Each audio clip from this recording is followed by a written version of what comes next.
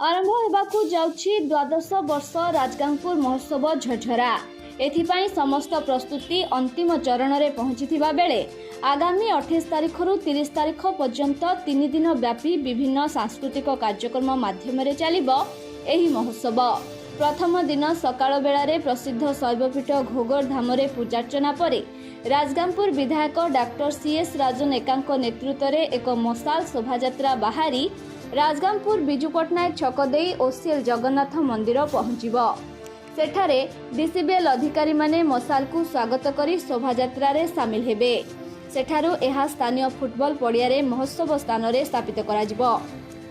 महोत्सवर प्रथम संध्यारे मुख्य अतिथि भाव में पूर्वतन विधायक तथा राज्य बीजेडी उपसभापति मंगला किसान, सम्मानित अतिथि भाव में राउरकेला विधायक शारदा प्रसन्न नायक, रघुनाथपाली विधायक सुब्रत राय, ब्रजराज नगर विधायक श्रीमती अलका महांती, डीसीबीएल जातीय मुख्य उत्पादन निर्देशक गणेश डब्लू झिरकुनुआर, कार्यनिर्वाही निर्देशक चेतन श्रीवास्तव जोगदेवार कार्यक्रम रही।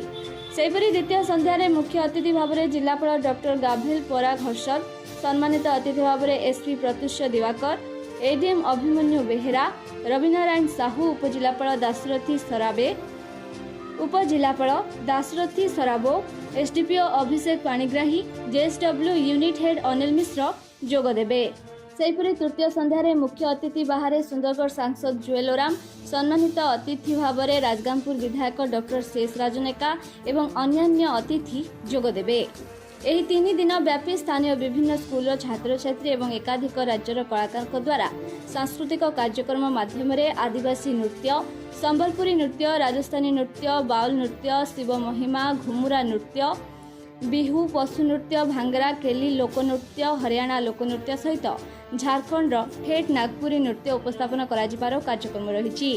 या सहित प्राय 100 रु ऊर्ध्व स्टल व्यवस्था करा जायछि। एही स्टल गुड़िकरे राज्य एवं राज्य बाहर विभिन्न प्रकार सामग्री सहित खाद्य, वस्त्र, हस्तकला शोभा पाइब। एही महोत्सव उपभोग करबा पई सहरवासी एवं आखपाखर जनसाधारण अपेक्षा करी रहिछन्ति।